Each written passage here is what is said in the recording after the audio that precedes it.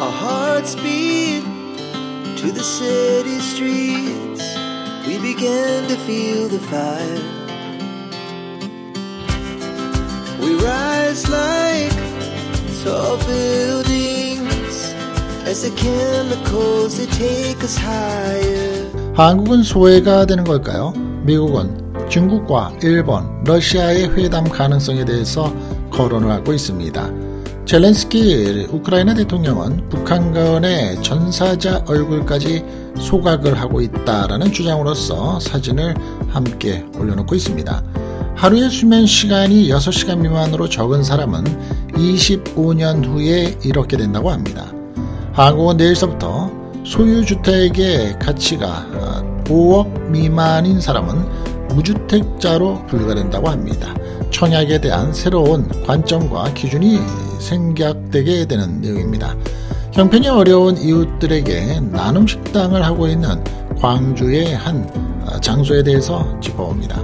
귤 속에 묻어있는 이것, 여러분들은 띄고 잡수시나요? 혹은 이것을 함께 먹고 계신가요? 대한항공의 티켓은 언제 가장 많이 사고 있을까요? 그리고 여러 가지 경우의 수로 통계치를 발표했는데요. 재미있는 내용 함께 짚어봅니다. 한국에서 일하고 있는 외국인들이 공식 집계가 100만 명을 넘어선 가운데 외국인 취업자의 37% 이상이 월 평균 300만 원 이상을 받고 있다고 합니다. 산업별로 어디에 근무하는지 내용도 함께 짚어봅니다. 오늘도 전 세계에서 일어나고 있는 정보 시사 상식을 함께하는 시간입니다. 반갑습니다. 12월 17일 화요일입니다. 오늘도 함께 해주신 여러분들께 대단히 감사드립니다. 오늘 영상도 도움되시기 바라고요. 자, 오늘 전 세계에서 일어나고 있는 정보시사 상식을 어떠한 내용들이 또 우리 주변에서 일어나고 있었는지 함께 짚어보도록 하겠습니다. 첫 번째 소식입니다. 한국은 소외되는 걸까요? 미국은 중국과 일본, 러시아 와의 회담 가능성을 거론하고 있습니다. 도널드 트럼프 미국 대통령 당선인이 북한을 포함해서 중국, 일본, 러시아 등 한국의 주변의 주요국 정상들과의 회담 가능성을 거론했습니다. 한국에 대한 언급은 없었고요. 트럼프 당선인은 관세가 미국을 부유하게 할 것입니다. 이게 상당히 지금 이슈입니다. 이 말의 센텐스가 관세를 계속해서 집중하게 되고 또 올리게 된다면 앞으로 길게 보면 미국을 부유하게 할 것이다. 이 얘기요. 모든 카드를 갖고 관세 협상을 할 것이라고도 말을 했습니다. 대통령 취임을 한 달여 앞두고 트럼프 당선인이 탑다운 방식의 정상 외교와 관세를 무기로 협상에 시동을 건 것으로 풀이가 됩니다. 리더십의 공백 상태인 한국이 트럼프 2기를 맞아서 요동을 칠 외교 및 경제 협상에서 소외될 것이라는 우려가 커지고 있는 거죠.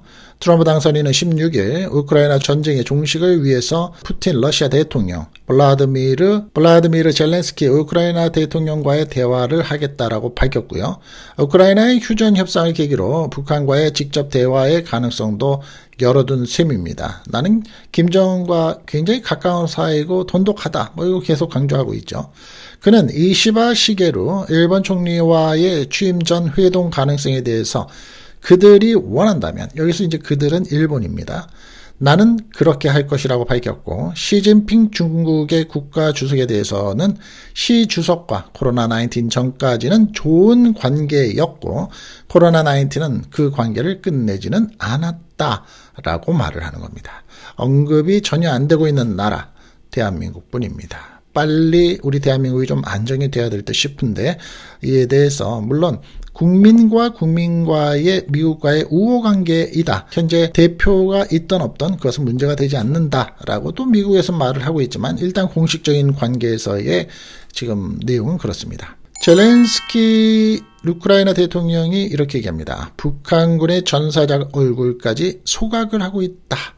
주장을 하는데요. 왜 소각을 하고 있고 왜 이런 말이 나오는지 한번 들어보시겠습니다. 블라드미르 젤렌스키 우크라이나 대통령이 러시아가 파병된 북한 병사들의 신원을 감추기 위해서 전사자의 얼굴까지 소각을 하고 있다고 주장을 한 겁니다.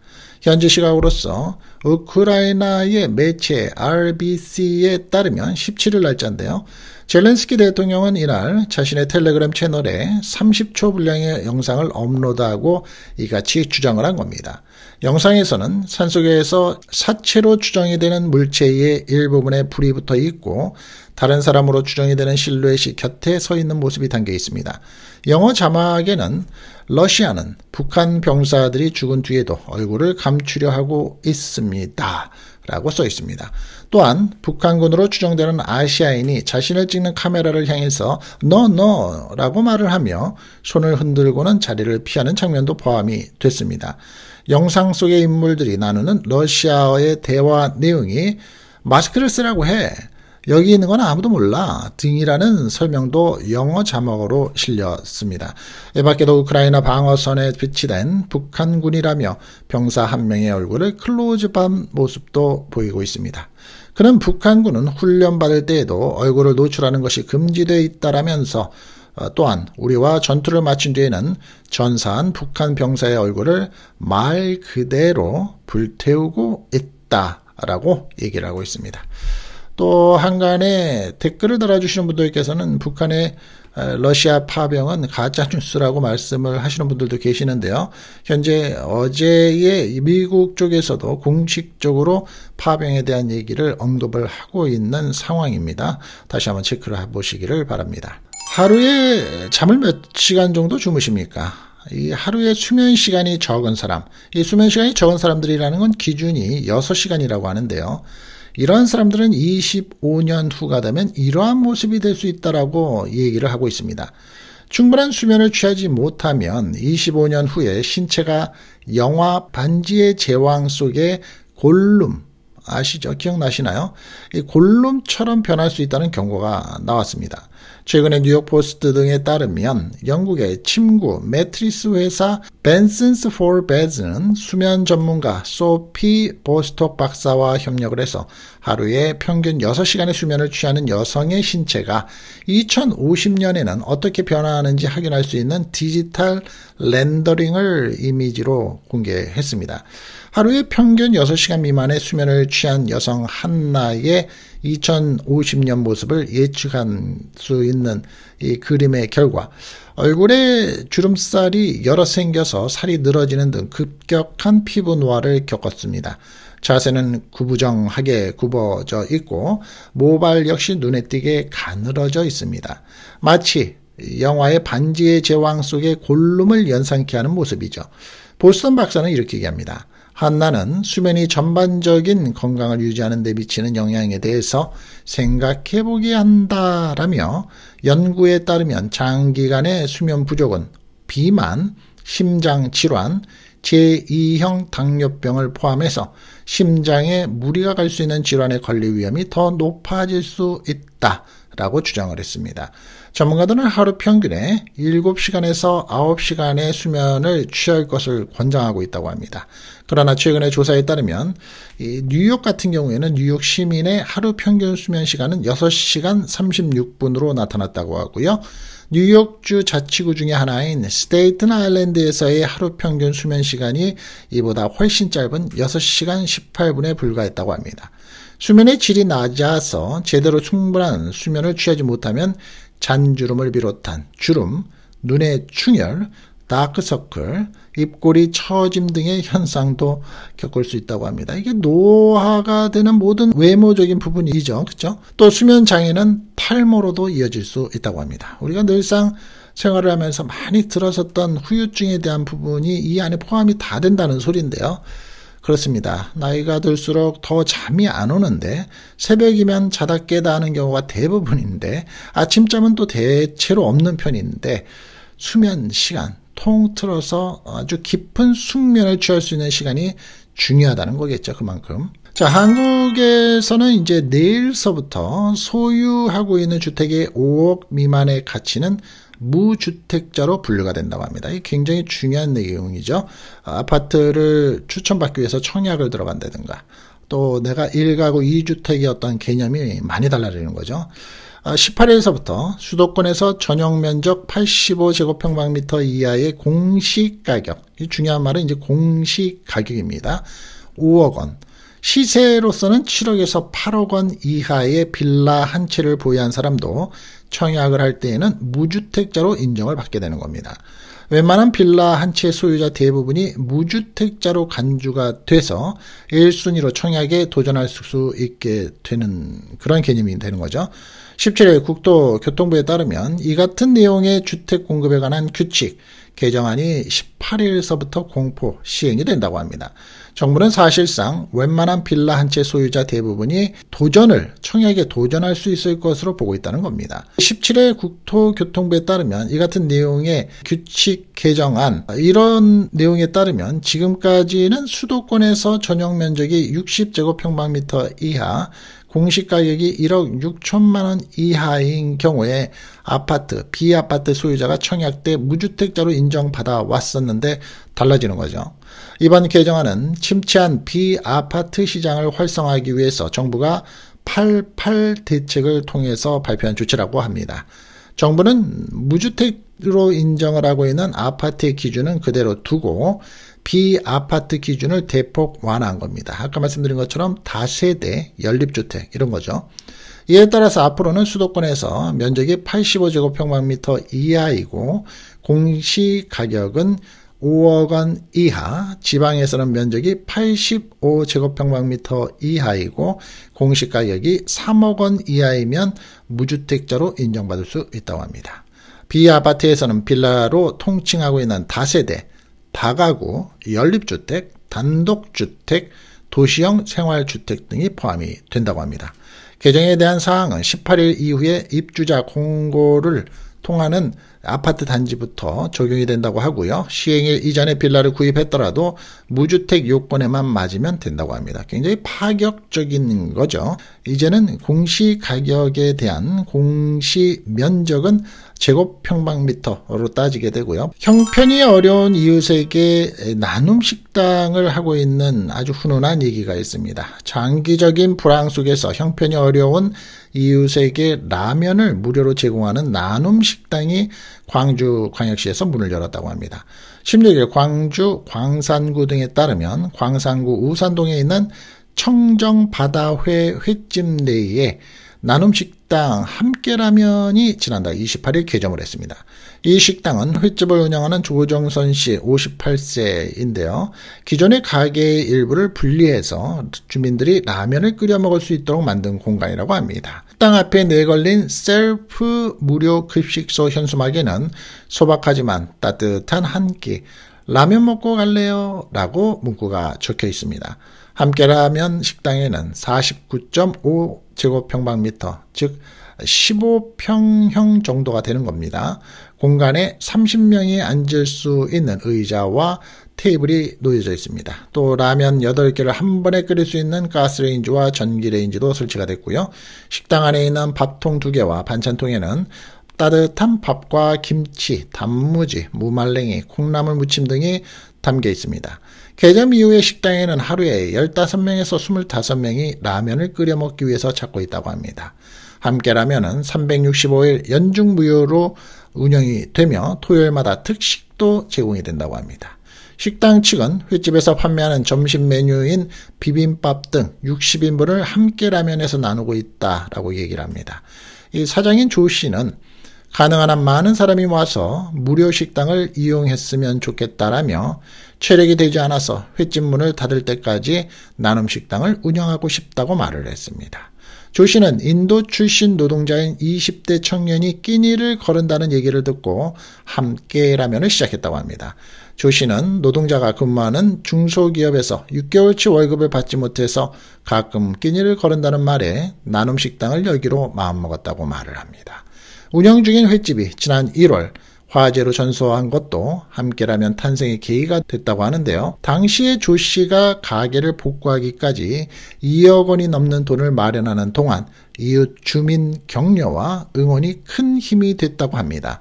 조 씨는 금전적 도움은 아니더라도 이웃들의 따뜻한 마음 덕분에 다시 일어설 수 있었던 만큼 보답을 해야겠다고 생각을 했다라고 말을 합니다. 함께라면이 문을 연 후에 나눔식당이 확산할 움직임이 일고 있다고 하는데요. 인근 지역 내의 추어탕 식당과 식육식당 등이 다음 달부터 한 달에 한 번씩을 점심을 무료로 제공하겠다고 나서기도 하고 있습니다. 모두가 힘든 시기입니다. 모두가 경제적으로 답답한 시기인데 그래도 마음 한구석에서 누군가를 내 주변에서 힘이 필요한 사람들을 위해서 내가 무료 나눔을 하겠다라고 생각하는 거 굉장한 용기라고 생각을 합니다. 그리고 이러한 모습들을 악용하는 일은 없었으면 좋겠습니다. 나눔식당이라고 해서 그냥 막 쓰면은 안 되겠죠. 치우는 것도 잘 치우고 또 그 안에서 먹은 만큼 보답을 할 수 있는 조그만 계기가 일어날 수 있는 동기부여의 시기가 시작이 되기를 응원해 봅니다. 여러분들 귤 좋아하시죠? 예, 귤 좋아하시고 또 겨울이면 정말 맛있는 과일 중에 하나입니다. 근데 귤 속에 묻어있는 이것 띄고 드시나요? 아니면은 같이 함께 드시나요? 매서운 추위로 피로도가 높아지고 면역력은 낮아지는 겨울철에는 상큼한 감귤이 인기입니다. 그런데 간혹 껍질을 까고 난 후에 과실 표면에 붙어있는 하얀 실처럼 생긴 것 떼어내고 먹어야 할까요? 아니면 그냥 먹어야 할까요? 고민하는 사람들이 많죠. 과연 이 하얀 실의 정체는 뭘까요? 농촌진흥청에 따르면 감귤의 과실과 껍질 사이에 형성된 하얀 실은 알베도 또는 귤락이라는 건 이제 귤의 근락이라고 하는 섬유질이라고 합니다. 귤락은 특별한 맛이 없고 식감도 질긴 특성을 띠죠. 또 과실에 귤락이 너무 많이 붙어있는 경우에는 지저분하기도 합니다. 그렇게 느끼는 사람들도 많으신데 실제로 귤락에는 펙틴이라는 성분이 풍부하게 들어있다고 합니다. 펙틴은 장 내 유익균을 보호해서 장을 튼튼하게 하는 역할을 하고요. 또 귤락에 함유된 식이섬유는 변비 개선에 도움을 준다고 합니다. 변비는 대장의 연동 운동이 저하된 것이 원인인데 식이섬유가 많은 귤락을 섭취하면 장 운동이 활발해진다고 합니다. 특히 헤스페르딘이라는 성분은 혈관의 탄력을 높여서 혈관 질환을 예방하고 항염증, 항균 작용도 한다고 합니다. 농촌진흥청의 관계자는 이렇게 얘기합니다. 귤락의 질긴 식감 등으로 불편함을 느끼는 경우가 아니라면 굳이 떼어놓고 먹지 않아도 된다라며 감귤은 과실뿐만이 아니라 귤락, 귤 껍질에도 비타민과 헤스페르딘이 함유되어 있어서 면역력 강화에 도움이 된다라고 얘기를 하네요. 그냥 드시는 게 좋을 것 같습니다. 저도 요새는 그냥 먹고 있습니다. 귀찮아서 말입니다. 그런데 오히려 좋다고 하니까 계속해서 그냥 먹겠습니다. 우리 대한항공, 아시아나항공, 에어프레미아 국제선 여객기 중에서는 항공기 중에서는 우리 세계의 항공사를 이용하시는 분들이 많으실 텐데 오래 전부터는 이제 대한항공에 이용을 하면서 만족도가 높으신 분들도 상당히 많죠. 근데 대한항공의 티켓은 언제 사람들이 가장 많이 살까요? 그리고 기타 통계들, 재미있는 통계들이 나왔는데 한번 상식적으로 알아두시죠. 여행객들이 항공권의 결제를 가장 많이 하는 시점은 월요일 낮 1시, 그리고 내가 출발하기 전에 6개월에서 1년 전으로 집계가 됐습니다. 한 탑승객이 매달 10차례씩 비행기를 탄 사례도 있었다고 합니다. 17일 대한항공이 올해의 1월 1일서부터 11월 10일까지 국제선 고객 이용 지표를 집계한 굿바이 2024 자료에 따르면 이 기간 대한항공의 총 국제선 탑승객 수는 1,507만 명으로 파악이 됐다고 합니다. 고객들이 항공권을 가장 많이 예매하는 시기는 월요일 오후 1시로 꼽혔고요. 출발일 기준으로서는 6개월에서 1년 사이에 발매한 경우가 36%로 가장 많았다고 합니다. 이어서 한 달서부터 3개월 전이 25%, 3개월 전에서 6개월 전이 17%, 일주일에서 한 달 전 사이가 16% 순이었다고 합니다. 여행 당일에 항공권을 결제하는 경우는 7%였고요. 가장 많이 방문한 도시로는 일본 도쿄가 꼽혔다고 합니다. 20대에서 30대까지가 그리고 60대에서 70대까지의 전 세대를 아우르면서 가장 선호하는 여행지로 꼽혔다고 합니다. 일본의 도쿄, 오사카가 아니네요. 최근에 와서는. 연차를 쓰지 않고 주말 및 공휴일에 방문한 도시 1위도 역시 도쿄였다고 합니다. 가장 많이 대한항공을 이용한 사람은 올해 총 365일 중에서 110회 탑승을 했다고 합니다. 매달 10번 이상 항공기를 탄 셈이 되는 거죠. 마일리지 항공권을 가장 많이 사용한 횟수는 75번이었다고 합니다. 최고령 승객은 나이가 104세, 최연소는 0세였다고 합니다. 재밌네요. 그렇죠? 한국에서 일하는 외국인이 100만 명이라고 합니다. 이게 공식적으로 확인된 숫자만 그렇습니다. 그 가운데 37% 이상은 월 300만 원 이상을 벌고 있다고 합니다. 올해 한국 내에서 일하는 외국인 취업자가 처음으로 100만 명을 넘어선 가운데 외국인 취업자의 37%가 월 평균 300만 원 이상을 받고 있는 것으로 나타났습니다. 17일 통계청이 발표한 2024 이민자 치료 실태 및 고용조사 결과에 따르면 지난 5월 기준 15세 이상 국내에 상주하는 외국인은 156만 1000명으로서 전년보다 13만 명이 증가했다고 합니다. 이 중에 취업자는 전년보다 8만 7천 명이 늘어나서 101만 명이었고요. 외국인 취업자 수가 100만 명을 넘어선 것은 올해가 처음이라고 합니다. 국적별로 취업자를 보면 한국계 중국인이 34만 1000명으로 가장 많았고요. 베트남인이 12만 3천 명으로 뒤를 이었습니다. 체류 자격별로 보면 비전문 취업이 30만 2천 명으로 가장 많았고 재외 동포가 25만 8천 명, 영주권자가 10만 5천 명 순이었습니다. 산업별로 제조업이 46만 1000명으로 가장 많았고요. 도소매, 숙박, 음식점업이 이제 19만 1000명, 사업가, 개인, 공공서비스업이 14만 4천 명 등에서도 10만 명을 웃돌았다고 합니다. 종사자 주의별로 보면 임금 근로자가 95만 6천 명으로서 대부분 94.6%를 차지했습니다. 즉 월급을 받는 사람들. 임시 일용직은 32만 9천 명으로 임금직의 34.4%를 차지했습니다.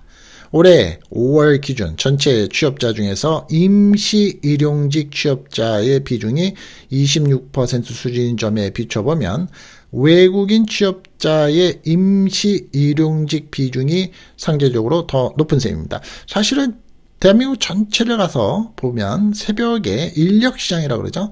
인력시장의 50% 이상이 한국 사람이 아닙니다. 외국인입니다. 외국인 임금직의 월 평균 임금 수준은 200만 원에서 300만 원, 구간이 48만 9천 명으로 가장 많았고 300만 원 이상이 35만 4천 명으로 뒤를 이었습니다. 구성비를 보면 200에서 300만 원 미만이 51.2%를 차지해서 외국인 임금 근로자의 절반 가까이 차지했다고 합니다. 300만 원 이상은 37.1%였고요. 한국 내 상주 외국인들의 한국 생활에 대한 만족도 무려 84.3%로 상대적으로 높게 나타났다고 합니다. 다만 17.4%가 출신 국가, 한국어 능력 등을 이유로서 지난 1년 동안 차별 대우를 받은 경험이 있다라고도 대답을 하고 있네요. 근데 이게 공식적인 숫자가 이렇습니다. 비공식적인 숫자는 더 많다는 소리겠죠. 자, 재밌는 여러 주제와 데이터 내용 함께 짚어서 봤습니다. 오늘 내용 제가 준비한 영상은 여기까지입니다. 끝까지 함께 해주신 여러분들께 대단히 감사드리고요. 멋진 하루 되시고 편안하신 시간들로 가득하시기 바랍니다. 다음 시간에 또 찾아뵙겠습니다. 감사합니다. Our hearts beat to the city streets.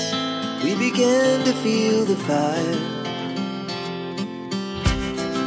We rise like tall buildings as the chemicals they take us higher.